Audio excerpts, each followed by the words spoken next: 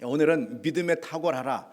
이번 다락방 기도의 주제가 믿음에 탁월하라죠. 저 주제로 제목으로 하나님 말씀을 나누겠습니다. 오늘 본문 말씀은 여러분 익숙한 말씀이죠. 한 백부장이 가브나움이라는 그런 곳에서 예수님께 나옵니다.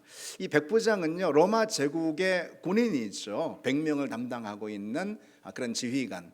따라서 당연히 이방인입니다.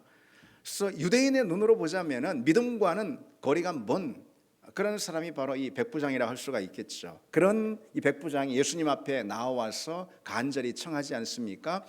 내 집 종이 하인이 지금 중풍병으로 알아 누워 있습니다. 내 종을 좀 고쳐 주십시오. 그렇게 청합니다.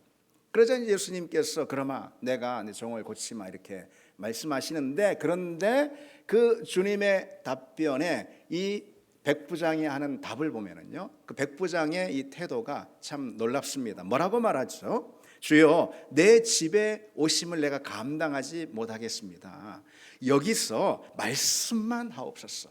그러면 저 멀리 떨어져 내 집에 있는 알아 누운 내 하인이 나을 줄 믿습니다. 그렇게 이제 고백하는 겁니다.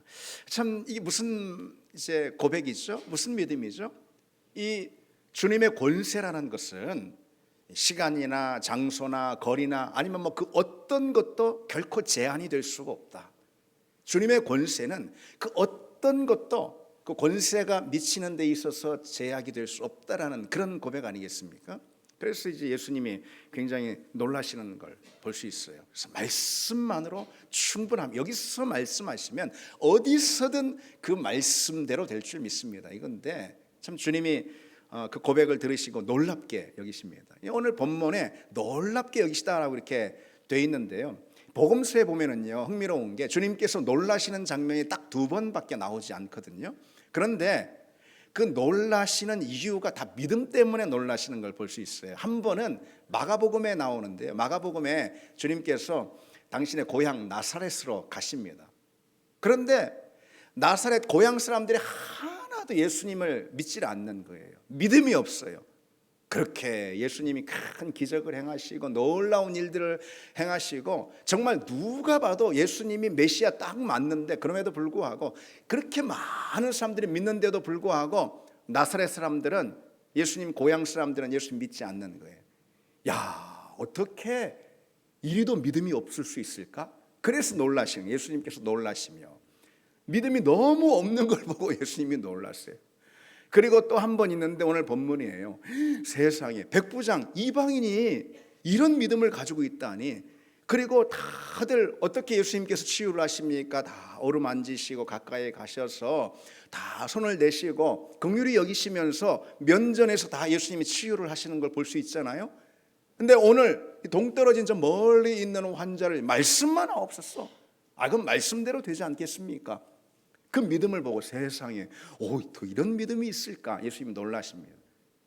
여러분, 예수님이 놀라시는 건 다른 이유가 아닙니다. 뭐 별의별 우리가 뭐 얼마나 대단한 게 있어서 우리가 놀라는 것들은 많이 있을 수 있죠. 그러나 주님이 놀라시는 건 그런 게 아니에요.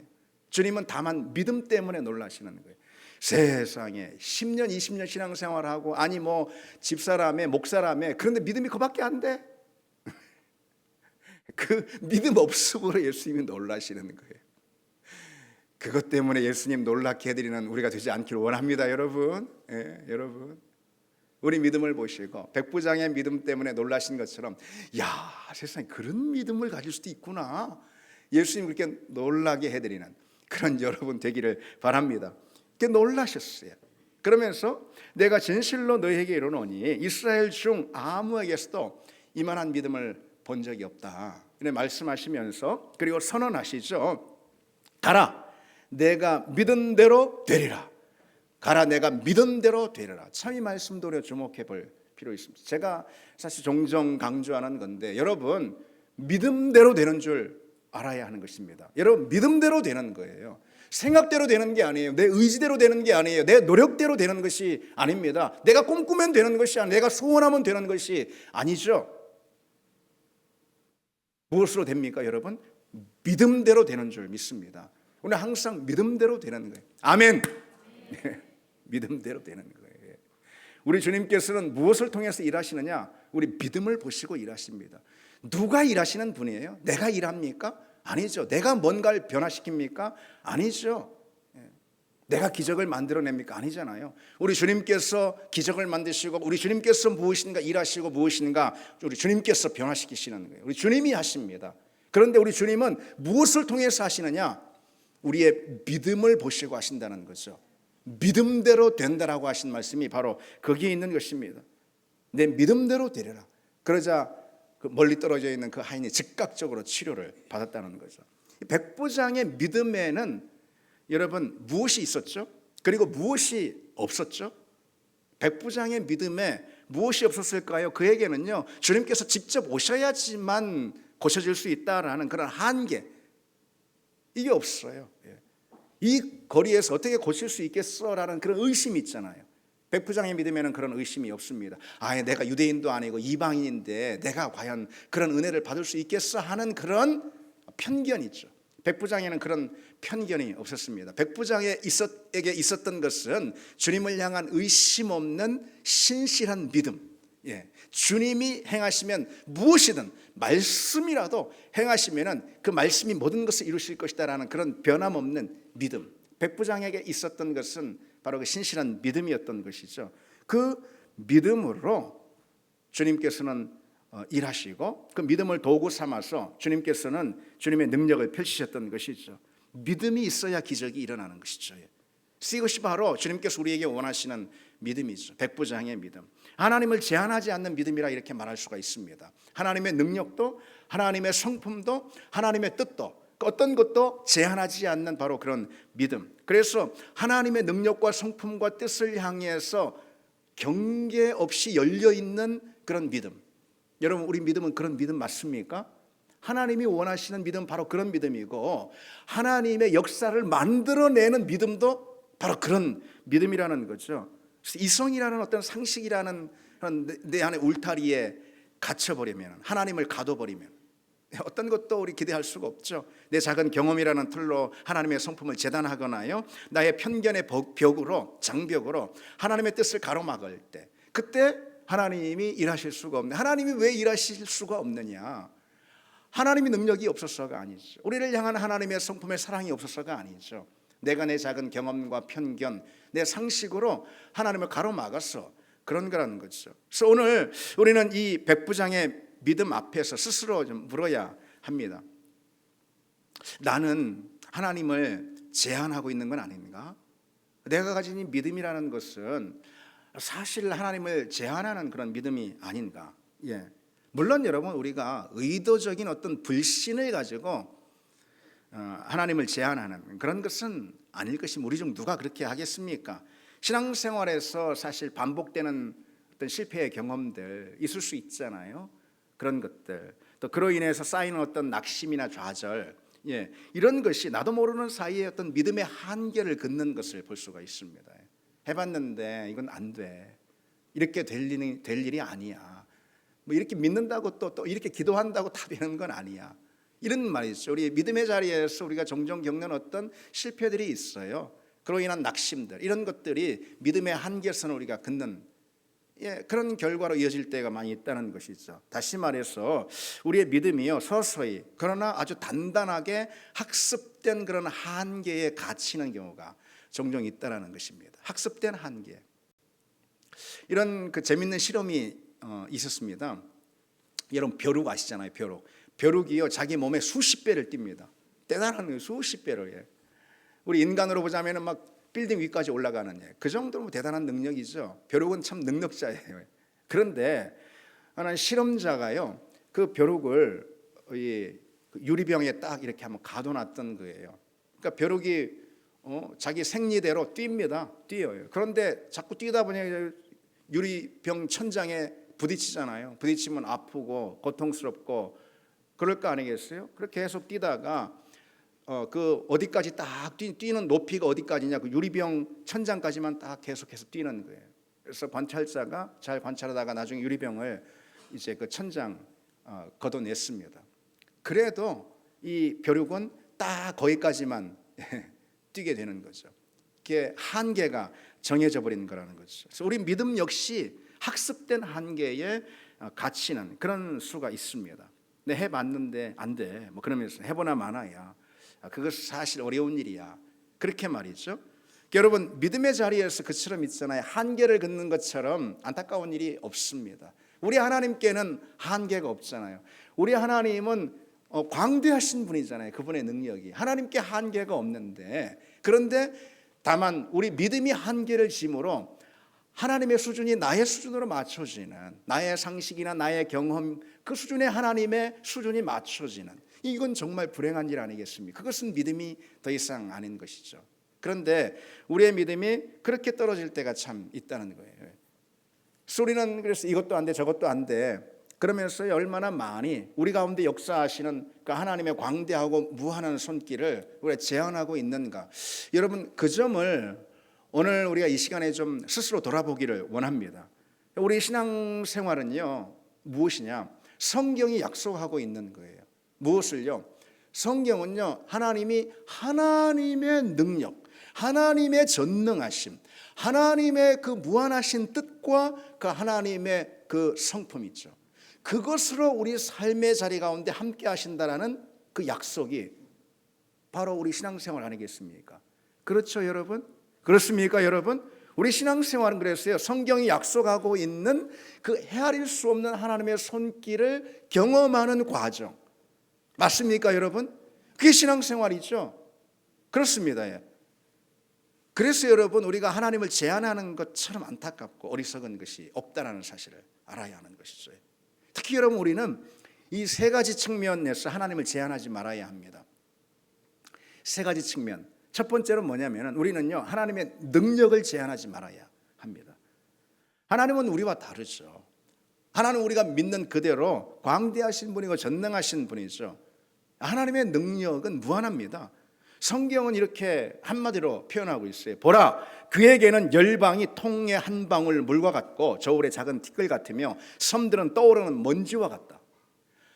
하나님이 보실 때, 하나님 입장에서 세상이라는 것은요, 우리는 세상이 큰 바위처럼 대단한 바다처럼 느껴질지 모르지만은 하나님 보실 때 세상이라는 것은요, 통에 한 방울 물과 같다라는 거예요.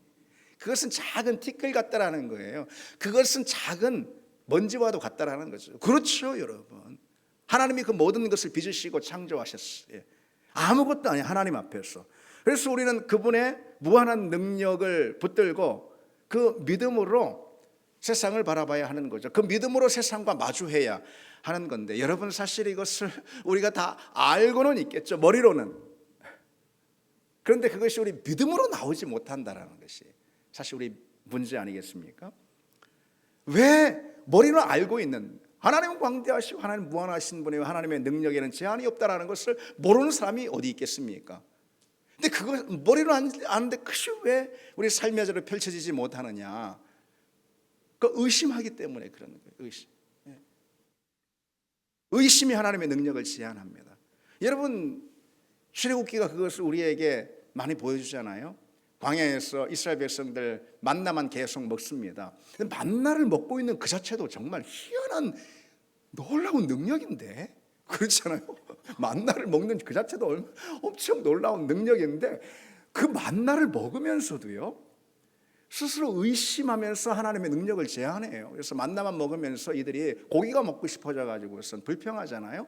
그러자 모세가 하나님께 여쭙습니다. 이들이 다 만나만 먹으니까 고기가 먹고 싶다고 그럽니다. 그러니까 하나님께서 뭐라고 말씀하시면, 그래, 내가 너희들이 말이지 질리도록 고기를 먹게 해주마. 메추라기를 보내주잖아요. 그렇게 말씀하시는데 모세가 뭐라고 합니까? 아예 세상이 수십만 이 많은 백성들에게 어떻게 오랫동안 질리도록 고기를 먹게 할 수가 있겠습니까? 그렇게 반문하죠. 지금 만나를 먹으면은 고기는 당연히 먹을 수 있는 거지. 만나 먹는 것도 기적인데, 심지어 백성들도 아니고 모세가 또 그렇게 의심하면서 반문을 하는 거죠. 그때 하나님께서 뭐라고 말씀하시죠? 여호와의 손이 짧으냐? 내 손이 짧으냐? 네가 이제 내가 너한테 응답하는 것을 보리라. 이렇게 말씀을 하십니다. 하나님께서 그래 반응하시는 거예요. 의심하지 말라는 것이죠. 의심할 때 하나님 일하실 수가 없다라는 거예요. 의심이 그처럼 하나님의 능력에 대한 믿음을 가로막습니다. 하나님의 능력에 대한 믿음을 또 가로막는 것이 두려움일 수가 있어요. 역시 출애굽한 이스라엘 백성들 민수기에 보면은 그런 대목이 나오죠. 여러분 잘 아시듯이 민수기 13장 14장에 바란 광야로 정탐꾼을 보내지 않습니까? 정탐꾼들이 다들 가나안 땅에 가가지고선 저들에 비하면 우리는 메뚜기에 불과하다 두려워가지고요. 두려움이 이들의 믿음의 눈을 다 막아버려 감겨버리고 만 것이죠. 두려움에 이들의 믿음이 갇힌 거예요. 하나님을 제한하게 된 것입니다. 아니 세상에 지금까지 홍해를 건너서 여기까지 왔는데 그 하나님의 손길과 그 하나님의 기적은 다 온데간데 없고 말이죠. 그에 두려워가지고선 우리가 저들에 비해서는 메뚜기에 불과합니다. 이렇게 말하는 것이죠. 하나님의 능력을 제한하는 것은 그와 같이 의심이고 두려움이고, 그리고 또 무엇보다도요, 그보다 더 많은 경우는 상식인 거예요. 지극히 상식적인 거. 그래서 정말 안타까운 것이 우리 하나님 보실 때 제일 안타까운 것이 무엇일까? 저는 한번 생각을 합니다.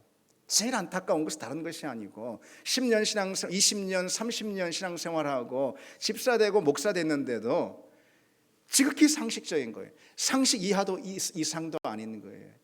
그런 경우 볼 때 여러분, 하나님이 상식적인 범위에서만 일하신다면은 여러분 그 하나님 맞습니까? 그럼에도 불구하고 우리는 머리로는 알지만은 우리가 상식에 갇혀서 그리고 두려움과 의심에 빠져가지고 매몰돼가지고 하나님의 능력을 제한하는 우리 모습들을 많이 봅니다. 그래서 우리가 기도해야 할 것은 여러분 다른 것이 아닙니다. 우리가 기도해야 될 것은 믿음의 능력을 마주하는 것을 기도해 바라야 되잖아요. 믿음의 능력을 마주하는 것, 믿음의 능력을 경험하는 것을 우리가 바라야 되는데, 그걸 바라기 위해서 우리가 기도할 것은 다른 게 아니에요. 주님, 내 안에 모든 의심을 걷어내 주시고 내 모든 두려움 그리고 상식 안에만 갇혀있는 내 믿음에서 나를 일으켜 세워 주시옵소서. 그래서 벗어나게 해 주시옵소서. 상식을 깨뜨리고 의심과 두려움의 장애를 깨뜨리고 일어서는 믿음이 되게 해 주시옵소서. 그 믿음이 될 때 하나님의 무한한 능력을 경험하게 될 줄 믿습니다. 두 번째로 우리는 무엇을 제한하지 말아야 하느냐? 하나님의 성품을 제한하지 말아야 합니다. 하나님 이런 분이시다 이렇게 말이죠. 하나님의 성품에 대해서 내 생각이나 아니면은 그때그때 드는 내 느낌으로다가 규정하는 그런 경우가 있는데, 여러분 그거는 위험할 수가 있습니다. 무엇이 그럼 하나님의 성품을 보통 제한하게 될까? 그것은 내 단편적인 체험들 있잖아요. 아니면은 내 지극히 개인적이고 그리고 또는 때로는 왜곡된 그런 경험들 있잖아요. 내 단편적인 체험이나 아니면은 상당히 주관적이고 그리고 왜곡된 그런 경험들, 이런 것으로 인해서 우리가 하나님의 성품을 제한할 때가 많이 있습니다.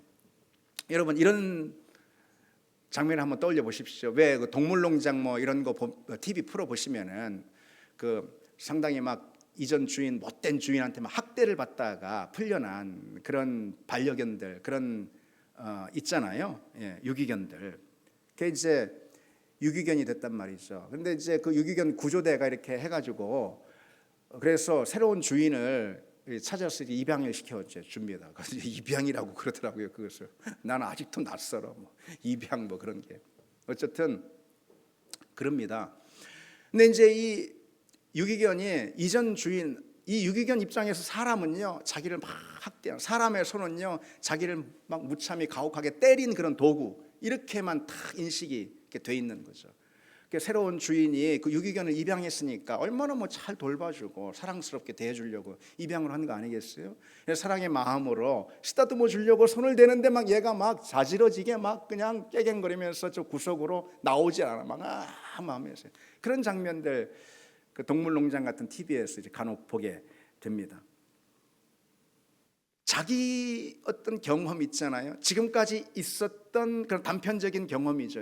그것으로 인해서 사람은 못된 종자야, 사람은 나를 막 학대하는 그런 존재야, 이렇게 이제 주인을 신뢰하지 못하는 거죠. 그런 인식 때문에 우리 역시 나 개인적이고 왜곡된 경험으로 인해서 하나님의 성품을 그처럼 제한할 때가 있습니다. 그것이 뭐 어떤 제한이든 어떻게 제한하는 거든 하나님의 성품에 대해서 우리 스스로 그냥 자기 멋대로 규정하는 경우가 있을 수 있고, 그러면 우리는 하나님이 그런 분이 아닌데 전혀 다른 하나님을 내가 믿고 있는 것이 될 수 있어요. 그렇죠? 아니, 성경에서 소개된 그 성경의 성품에 맞는 그 하나님을 우리가 믿어야지 진짜 하나님을 믿는 것인데, 그죠?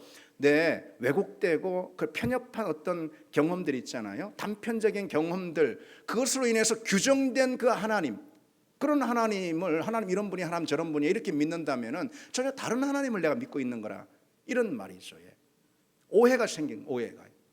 특히 우리는요, 내가 만난 하나님이 전부라고 생각할 때, 하나님 이런 분이 이렇게 규정하면서 전부라고 생각할 때 참 그런 왜곡이 일어나는데, 어떤 경우는요, 하나님을 특히 무섭고 두려운 그런 분으로만 받아들이는 경우가 있습니다. 하나님을 어떤 말하자면 무시무시한 폭군처럼 여기는 것이죠.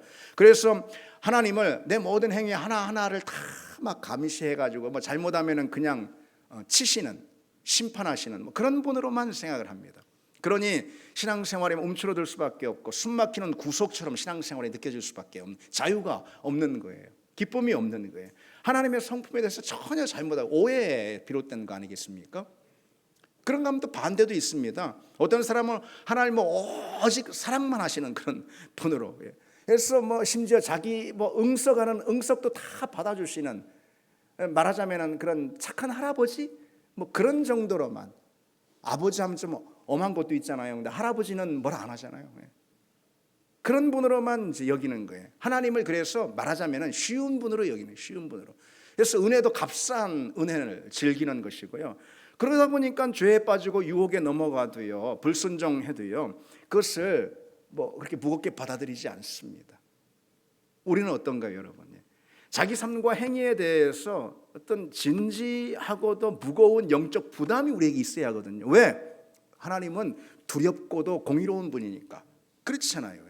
그런데 그저만 하나님을 뭐 사랑의 하나님으로만 그냥 여기고 뭐 내 모든 응석 다 받아주는 걸 할아버지처럼 여기니까, 그러니까 우리가 신앙인으로서의 그리스도인으로서의 삶의 자리에 있어서 어떤 진지하고 무거운 영적 부담을 전혀 갖지 않는다라는 거죠. 하나님의 성품을 오해해서 그런 것입니다.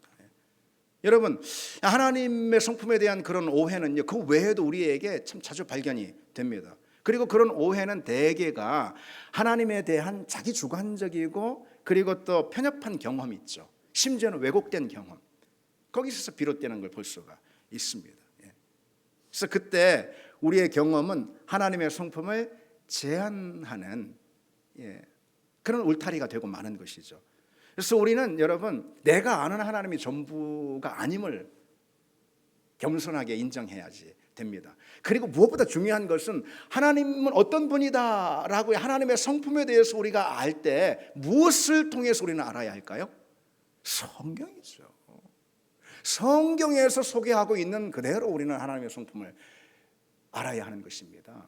그 여러분, 성경에서 하나님은 신실한 하나님, 그 하나님의 사랑은 영원하신 사랑으로 우리에게 소개되고 있죠. 그렇죠. 하나님은 사랑이시라. 따라서 여러분, 우리가 아무리 우리가 죄의 진창에 있다 하더라도 그래도 하나님 날 버리시는 분이 아니라는 이 사실을 우리는 여전히 그 자리에서 또 놓치지 말아야 하는 것입니다. 아멘. 그렇습니다. 사람들이 다, 그리고 내 스스로 나를 볼 때에도 나 같은 놈이 무슨 은혜와 사랑을 받을 수, 나 같은 놈이 무슨 구원받을 자격이 있어 한다 하더라도 하나님은 그 사랑이 변치 않고 영원하신 분이기에 우리를 그분의 자녀로 택하셨다면 내가 어느 처지 어느 형편에 있다 하더라도 그 사랑을 끊으시는 분이 결코 아니라는 사실을 우리는 기억해야 한다는 거죠. 한편 여러분, 하나님은 공의로우신 분이에요. 그 앞에 우리는 늘 두렵고 떨림으로 서야 한다는 이 사실을 기억해야 합니다. 그래서 우리 믿음도요, 무슨 우리 구원도 다른 당상이 아닌 거예요. 두렵고 떨림으로 내 믿음을, 너희 구원을 이루라 라고 말씀하고 있지 않습니까? 우리 하나님은 여러분, 가나안 백성들을 심판하시는 거 보십시오. 애굽의 백성들을 심판하는, 바로를 심판하는 걸 보십시오. 우리 하나님 얼마나 두렵고 무서운 분입니까? 그 두렵고 무서운 그 하나님 앞에서, 그 공의로운 하나님 앞에서 떨리는 마음, 경외심으로 설 줄 우리가 알아야 한다는 것이죠. 그래서 여러분, 우리는 성경을 통해서 그와 같은 하나님을 만나면서요, 제한 없이 그리고 내가 규정하지 않고 함부로 그 성품을 더 풍성하게 내가 내 삶의 자리에서도 맛보게 해 주시옵소서. 하나님의 그 사랑과 하나님의 그 공의, 또 그뿐이겠습니까? 하나님의 모든 성품을 내 삶의 자리에서 제한 없이 맛보게 해 주시옵소서. 여러분, 이런 소원들이 우리에게 있어야 합니다. 마지막 하나 더 보시면은 우리는 하나님의 뜻을 제한하지 말아야 합니다. 우리는 종종 하나님의 뜻을 제한합니다. 내 자의를 가지고 내 뜻인데 하나님의 뜻인 것 마냥 그렇게 또 둔갑시키는 경우도 있습니다. 목회자들이, 설교자들이 자꾸 그런 유혹에 빠지는 경우가 있습니다. 여러분은요? 여러분은 어떻습니까? 하나님의 뜻을 제한할 때 하나님 우리를 통해서 결코 일하실 수가 없습니다. 왜? 하나님의 일하심은 하나님의 뜻에 묶여 있는 거거든. 항상 그렇잖아요. 하나님은 하나님의 일하심을 당신의 뜻 안에서 펼치시는 분이잖아요. 그것이 기적이든 능력이든 무엇이든 말이죠. 구원이든 무엇이든 하나님의 뜻 안에서 그분의 구원과 그분의 기적과 그분의 손길과 능력을 펼치시는 분이잖아요. 그렇죠. 그 뜻을 왜곡하면은 그 어떤 하나님의 은혜와 하나님의 손길도 우리가 마주할 수가 없는 것이죠. 그럼 무엇이 하나님의 뜻을 보통 제한할까요? 편견이에요. 편견, 선입견, 인간적인 선입견, 이런 것들이 하나님의 뜻을 제한하는 경우가 많습니다. 여러분, 심지어 초대교회 성도들, 아니 초대교회 사도들도요, 그런 편견, 다시 말해 종교적 편견인데요, 이 종교적 편견으로다가 하나님의 뜻을 제한하려고 했습니다. 사도행전에 보면 그 분명히 드러나죠. 그게 어떤 거냐? 특별히 이방인들이 무슨 구원받을 수가 있어? 복음이 이방인들에게도 전해줄 수 있을까? 이런 종교적인 편견 때문에 하나님의 뜻이 제한될 수가 있었던 것이죠. 그래서 하나님께서는 물론 그들도 깨우치시지만 베드로를 통해서 고넬료 사건이죠. 특별히 하나님은요, 그 하나님의 뜻이 왜곡되지 않기 위해서 이방인들에게도 복음이 전해지는 걸 말하는 건데, 이방인을 위한 그릇인 바울을 하나님의 그 전도자로 세우시지 않습니까? 전도서 3장에 보면은요, 하나님이 하시는 일의 시종을 사람으로 측량할 수 없게 하셨다 그랬어요. 하나님이 하시는 일은요, 그 시종, 그러니까 처음과 마지막, 하나님이 하시는 그 모든 일이죠. 사람이 알 수가 없다. 사실 이것은 당연한 말씀 아니겠습니까? 우리를 향해서 갖고 계신 하나님의 그 뜻 어떨까요? 측량할 수 없죠. 내 인생을, 바로 내 인생을 향해서 갖고 계신 하나님의 뜻이라 해도 여러분, 우리가 다 측량할 수가 없죠. 어떻게 다 헤아릴 수가 있겠습니까? 시종을 알 수가 없습니다. 그래서 우리 인생을 향해서 하나님께서 이만한 뜻을 가지고 계신다, 다 알 수가 없는, 내 과거를 돌아보면서 나를 향해서 하나님 이만한 뜻을 갖고 계시구나, 그렇지 않죠. 헤아릴 수가 없어요. 다 알 수가 없어요. 나를 향해서 하나님께서 얼마나 놀랍고 얼마나 신비로운 뜻을 갖고 계시는지, 그리고 그 뜻을 펼쳐갈 섭리를 하고 계시는지 우리가 그것을 어떻게 알겠냐는 거죠. 그래서 여러분, 우리의 생각이 멈추는 곳에 하나님의 뜻도 멈추는 것이 결코 아니는 거예요. 우리의 기대가 멈추는 곳에 하나님의 일하심의 손길도 멈추는 것이 결코 아니라는 것을 여러분 기억해야 할 것입니다. 그래서 내가 생각이 멈추고 내가 기대가 멈추는 그곳에서 내 인생도 멈추는 줄 아는데 아니라는 거예요. 아니라는, 절대로예요. 우리가 하나님의 뜻을, 나를 향한 그 뜻을 다 알 수가 없기 때문에 그 하나님의 뜻은 내 생각이 멈추는 그곳에서 시작이 될 수 있다는 이 사실을 여러분 잊지 마시기 바랍니다. 그래서 지금 내 형편이 초라하고 어렵고 여러 가지 암담한 상황이 있다 하더라도 지금 힘들고, 그래서 내 앞에 어떤 큰 절벽이 있고 그렇다 하더라도요, 우리를 향하신 하나님의 그 뜻과 그 계획 있죠. 이것을 그와 같은 우리의 처지, 그리고 그 처지로 인한 나의 선입견으로 제한하면 안 된다는 것입니다. 그럼 하나님 일하실 수가 없다는 거죠. 여러분, 우리가 기억하길 원합니다. 우리가 해결할 수 없는 어떤 막막한 어떤 그런 막다른 골목 같은 거 있잖아요. 그런 길에 우리 인생이 접혔다 하더라도요, 하나님께는 언제나 또 다른 길이 열려 있다. 우리가 볼 때는 동서남북이 다 막혔지만 하나님은 하늘에 계신 분임을 믿습니다. 열려 있잖아요. 다 막힌 것 같아도 하나님의 뜻이 어떻게 우리 가운데 펼쳐져? 다 막혔는데 아니라는 거예요. 하나님은 거기에서 또 새로운 길을 여시는 분이죠. 그러니까 하나님은 내 생각의 끝에서 그분의 일을 시작하시는 분이라는 거예요. 그 하나님의 역사를 믿음의 눈으로 바라보고 하나님의 뜻이 우리 가운데 펼쳐지길 소원하는 그런 믿음의 사람들, 하나님의 뜻을 제한하지 않는 믿음의 종들이 다 되기를 바랍니다. 여러분, 우리가 지금까지요, 하나님의 뜻을 제한할 때가 많다는 것을 좀 살펴봤어요.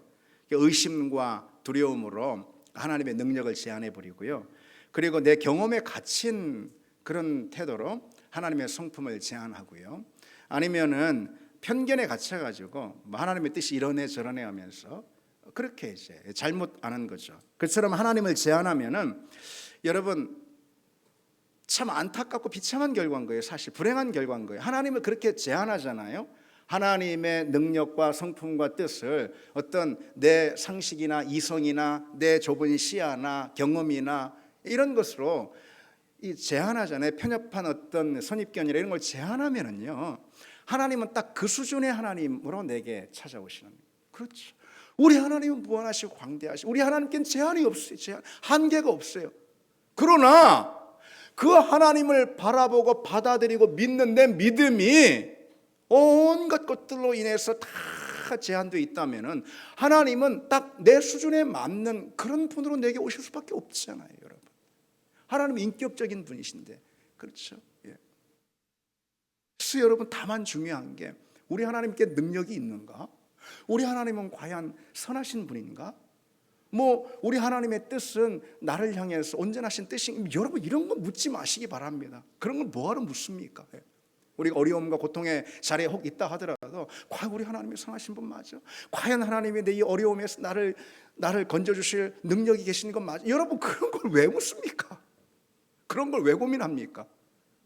우리는 기도해야 합니다. 그 자리에서 주님, 무한하시고 전능하신 그 하나님, 광대하신 그 하나님의 능력을 내가 붙들 수 있는 그 믿음, 그 탁월한 믿음을 내게 주시옵소서. 예.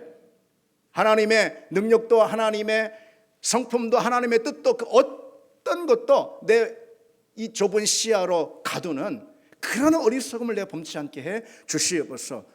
나를 열어주시옵소서. 여러분, 이렇게 아멘. 나를 열어주시옵소서. 그래서 그 하나님의 은혜가 내게 들어오도록, 내게 흘러 들어오도록 여러분 그런 믿음이 되어야 하는 것이죠. 오늘 백부장처럼 말이에요. 이 백부장이 제한 없이 주님의 능력과 성품과 뜻을 믿지 않습니까? 눈치 볼 수도 있습니다. 자기 이방인이잖아요. 저 유대인들도 좋은 사람, 믿음 좋은 사람 많을 텐데. 그러지 않습니다. 그래서 모든 막힌 제한을 다 뚫고 이 백부장 제한 없이 주님께 자기의 믿음을 고백하지 않습니까? 그러니까 고백한 믿음대로, 내 믿음대로 될지어다. 주님 말씀하시죠. 여러분, 그런 주님 기뻐하시는 탁월한 믿음이 우리에게 일어나기를 원합니다. 그럼 믿음의 사람 되기를 원합니다. 그렇다면 여러분, 하나님을 제한하지 않는 이 믿음은 구체적으로 어떤 모습으로 좀 삶의 자리에 드러날까요? 구체적으로 하나님을 제한하지 않는 그 믿음은요, 그것은요, 내 상황이나 주변 시선에 내가 흔들리지 않는 그런 믿음으로 나타나게 되어 있습니다. 여러분, 생각해 보십시오. 하나님의 능력을 신뢰하는 사람은요, 주변 눈치 주눅들지 않죠. 그렇지 않겠습니까? 하나님의 성품을 아는 사람은요, 상황이 아무리 불리해도요, 주님의 성품을 믿는 그 믿음을 버리지 않습니다. 그렇죠? 하나님의 뜻을 붙드는 사람은요, 지금 내 형편이 어떻다 하더라도 그 형편 때문에 일희일비 그러지 않습니다. 하나님을 제한하지 않는다는 거예요.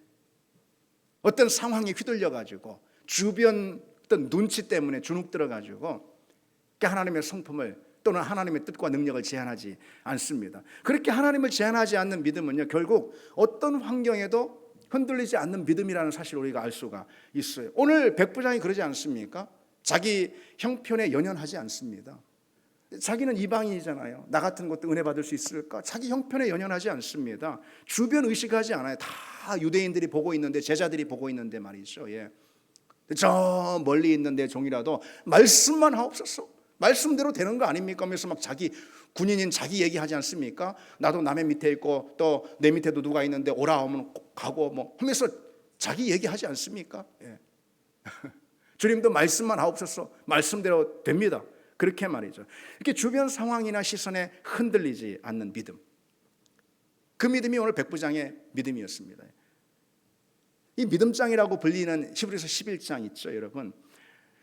바로 그와 같은 믿음을 가진 사람들을 쭉 소개하는 내용이죠. 그래서 뭐 믿음에 있어서 명예의 전당이다 이렇게 말할 수 있는데, 그 명예의 전당에 올라가 있는 믿음의 사람들의 아주 공통된 특징이 있습니다.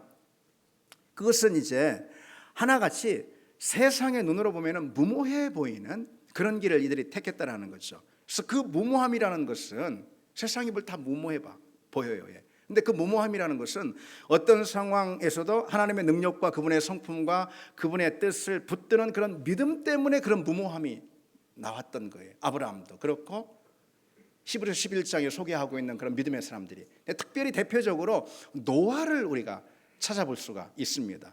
히브리서 11장에 노아에 대해서 이렇게 소개를 합니다. 믿음으로 노아는 아직 보이지 않는 일에 경고하심을 받아 경외함으로 방주를 준비하여 그 집을 구원했다라고요.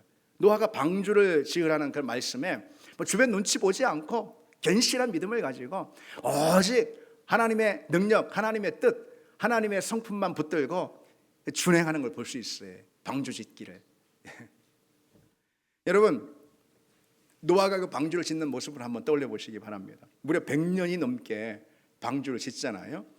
근데 햇볕은 쨍쨍, 아무 일도 일어나지 않는 그런 상황 가운데서 그 오랜 시간 동안 홀로 말이죠, 주변 사람들의 눈치를 견디면서 그 일을, 하나님 말씀하신 그 말씀을 준행하는 그 믿음이라는 것은 여러분 결코 그 쉬운 믿음이 아닐 겁니다. 그렇게 노아는 오랫동안 배를 만듭니다. 비가 올 기미조차 없는 그런 하늘 아래에서 날마다 도끼를 들고 나무를 베면서 하는 그 모습을 여러분 한번 떠올려 보십시오. 세상이 볼 때 얼마나 참 어리석고 노아 때문에 그 자식들이 불행하다 뭐 이렇게도 볼 수 있을지 몰라요. 그 장면을 한번 현대의 어떤 그 시점에 대입해 가지고선 한번 상상을 해보시기 바랍니다. 이 노아의 자녀들 셈함 야벳이잖아요. 노아의 자녀들이 학교 갔다가 오는 길에 친구들하고 같이 옵니다. 친구들이 묻습니다. 야, 너네 아빠 뭐 배 짓는 다음에 뭐 엄청 큰 배를 또 짓는 다음에, 그러니까 막 주변에서 다들 달려들어서 뭐 그래 무슨 일이야? 야, 그게 실화야? 뭐 정말 그래? 그러는 것이죠. 얘네 아빠 배 짓는데 어마어마하게 큰 배를, 그러면서 노아의 자녀들을 놀리고 그렇게 했겠죠. 그냥 속상한 마음에 집에 돌아와가지고선 분통을 터뜨리며 가방을 내던지면서 자기 엄마한테 그러지 않겠습니까? 엄마, 아빠가 이상한 일 하는 바람에 나 애들 친구 다 떨어졌어. 뭐 그러면서 그럴 법하지 않습니까? 그때 노아의 아내가 노아한테 여보 좀 애들도 좀 생각해야 되는 거 아니에요? 애들은 저 어떻게 살아요? 지금 도대체 몇 년째긴 앞으로도 수십 년 더 남았는데 여러분, 노아가 하나님의 능력과 하나님의 성품과 뜻을 믿고 제한 없이 믿고요, 그 믿음을 삶의 자리에 실천해가는 그런 과정에서는요, 이와 같은 어려움이 충분히 있었을 것이죠. 저는 짧게 마치 우스갯소리로 말씀드렸지만 이보다 어마어마한 어려움들이 얼마나 있었겠어요. 주변의 시선을 견디는 거, 그 가운데도 견고하게 변함없이 의심 없이 그 믿음을 밀고 나가는, 여러분 그런 노아의 믿음, 하나님이 그 노아의 믿음을 보신 거죠. 저마다 다들 세상에 맞추어 살잖아요. 그런데 나만 엉뚱해. 내 인생만 왜 이래? 내 인생 너무 엉뚱해. 방주를 짓고 있잖아요. 그 오랜 세월 동안 전혀 다른 삶을 살고 있어요. 세상의 웃음거리, 주변의 놀림거리가 됩니다. 그럴 때 힘들죠. 노아도 당시 사회에 말하자면 사회성을 가진, 주변 사람들 없이 어떻게 혼자 사는 게 아니잖아요.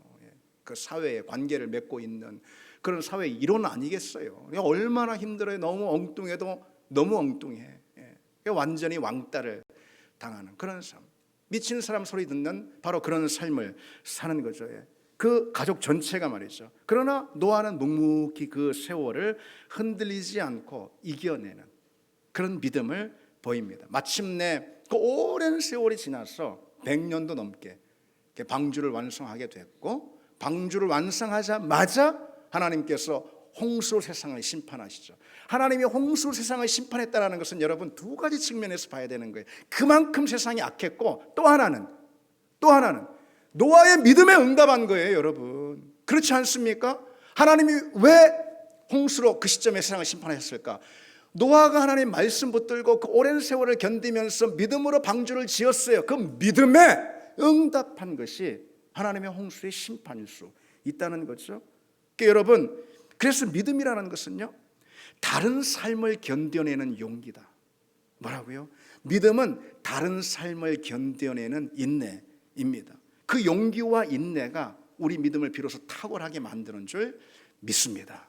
이제 말씀을 맺겠습니다. 백부장 생각해 보십시오. 백부장은요, 말씀 한마디면 충분한 신앙이었어요. 주님 말씀만 하옵소서. 그런가 하면 노아는요, 100년의 세월도 견딜 수 있는, 100년의 세월도 충분한 그런 신앙이었습니다. 그게 바로 탁월한 믿음이라는 거예요. 우리 인생을 결정짓는 것은 여러분 다른 것이 아닙니다. 다만 믿음이라는 것이죠. 여러분, 그래서 문제는 믿음에 있어요. 다른 게 문제가 아니에요. 문제는 믿음에 있는 거예요. 우리 인생을 결정짓는 것은 바로 믿음이라는 거죠. 그러니 여러분, 다른 모든 것보다도 바로 믿음에 탁월한 우리가 되기를 원합니다. 우리 성도들은, 그리고 여러분들의 자녀들은, 우리 가정은, 우리 교회는 다른 것보다 믿음에 탁월한 그런 우리가 되기를 원합니다. 탁월한 믿음은요, 하나님의 능력과 성품과 뜻을 제한하지 않고요, 그 어떤 상황에서도 변함없이 그 하나님의 능력과 성품과 뜻을 붙드는 그런 믿음인 줄 믿습니다. 우리 같이 찬양 드리겠습니다.